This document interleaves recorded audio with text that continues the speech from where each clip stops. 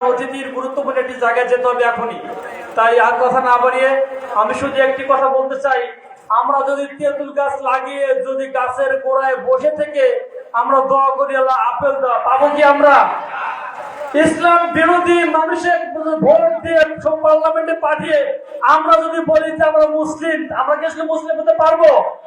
আসুন আমরা আগামী দিনে আমাদের সংগ্রামী মুসলিম জনতা আল্লাহ নবী ইসলাম খানকে কোরআনের ধারক এবং বাহক, কোরআনের রাজ প্রতিষ্ঠার জন্য যিনি নির্লজ্জভাবে জীবন কাটিয়েছে, সারা জীবন কাটিয়েছেন, আমরা আমাদের সংগ্রামী জনতাকে পার্লামেন্টে পাঠিয়ে আমরা আমাদের চক্ষু শিথিল করে যেন আমরা দেখতে পারি টিভির পর্দায় আমরা সংগ্রামী জনতা মাওলানা রফিকুল ইসলাম খান সলঙ্গা উল্লাপাড়ার পক্ষ থেকে কোরআনের প্রতিনিধিত্ব করছেন। এই আহ্বান রেখে আমার কথা শেষ করছি। আসসালামু আলাইকুম ওয়া রাহমাতুল্লাহ।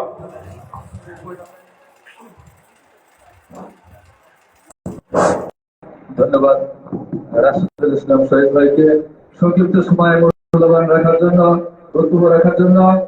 এই পর্যায়ে আপনাদের মাঝে মূল্যবান আলোচনা নিয়ে আসছেন বাংলাদেশ জামায়াতে ইসলামী উল্লাপাড়া থানার সম্মানিত আমির মজলুম জননেতা অধ্যাপক শাহজাহান আলী। আমি ভাইকে আলোচনা রাখার জন্য সবিনয় অনুরোধ জ্ঞাপন করছি।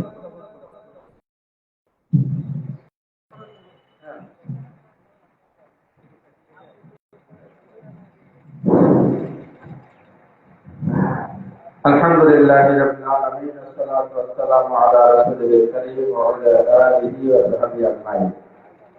বাংলাদেশ জামায়াত ইসলামী উল্লাপাড়া উপজেলাধীন বাংলা ইউনিয়ন এবং পূর্ণিমাঘাট ইউনিয়নের উদ্যোগে আয়োজিত আজকে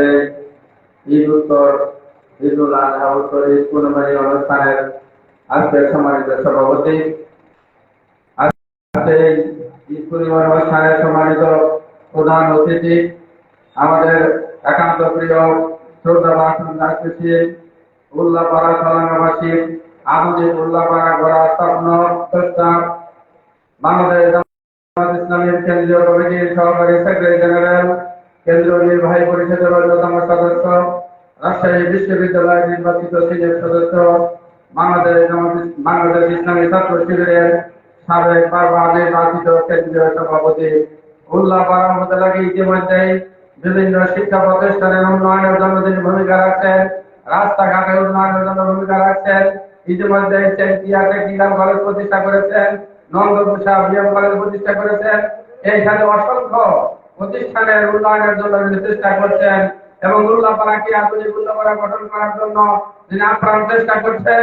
আমাদের সেই কাঙ্ক্ষিত মেহমান আলহাজ মাওলানা রফিকুল ইসলাম খান উপস্থিত হয়েছেন বাংলাদেশ জামায়াত ইসলামী সিরাজগঞ্জ জেলা মজলিসের অন্যতম সদস্য, সলঙ্গা থানা জামাতের সম্মানিত আমির শহীদুল ইসলাম রাশেদ উপস্থিত হয়েছেন, উল্লাপাড়া উপজেলার সেক্রেটারি সাবেক সেক্রেটারি সহ অন্যান্য নেতৃবৃন্দ, সম্মানিত সুধী মণ্ডলী, প্রিয় ইসলাম প্রিয় কর্মী ভাইরা, আসসালামু আলাইকুম ওয়া রাহমাতুল্লাহি ওয়া বারাকাতুহু। আমরা কথা বাড়াবো না, শুধুমাত্র আমাদের মেহমানের কথা শুনবো। আপনাদের সাথে আমরা অনেকবার কথা বলে থাকি। শুধু আমি আল্লাহর কাছে শুকরিয়া আদায় করি যে আমরা আজকে নির্ভয়ে নিষ্কণ্ঠে খোলা ময়দানে আমরা কথা বলতে পারছি। আল্লাহ তাআলা আমাদেরকে সুযোগ করে দিয়েছেন, এজন্য মহান মাবুদের দরবারে শুকরিয়া আদায় করি। আলহামদুলিল্লাহ। রাসূলের প্রতি দরুদ এবং সালাম পেশ করছি শরীফুল সাল্লাল্লাহু আলাইহি ওয়াসাল্লাম। সম্মানিত ভাইরা, আজকে যেই পরিবেশ এখানে তৈরি পরিস্থিতি বিরাজ করছে, এই পরিবেশ বিগত 17 বছর ছিল না। আমরা রাস্তাঘাট করতে পারি নাই, বাড়ি ঘরে থাকতে পারি নাই। আমাদের প্রিয় ভাইরা, আমাদের রফিকুল ইসলাম খান সাহেব, যিনি আমাদের এই বিগত সময়ের মধ্যে অধিকাংশ সময় 5 বছরের অধিকাংশ সময় সরকারের ঘোষণায় জেলবদ্ধ থেকেছেন, নাম না বেরিয়ে অবস্থা থেকেছেন, নিজের পিতার জানাজায় আসতে পারে নাই, আত্মীয় স্বজনের জানাজায় আসতে পারে নাই। আমরা আমাদের পিতামাতা অথবা আত্মীয় স্বজনের জানাজা সঠিকভাবে আদায় করতে পারি নাই, বাড়িতে থাকতে পারি নাই। আজকে আমাদের আলাউদ্দিন আল আজাদ, তার বাড়ি ঘর ভাঙচুর করা হয়েছে, বাড়িতে থাকতে পারি নাই, এলাকায় থাকতে পারি নাই। এই নির্যাতন করেছিল, এই নির্যাতন যে উপেক্ষা করে আমরা মানব ধৈর্যের সাথে ছিলাম। এই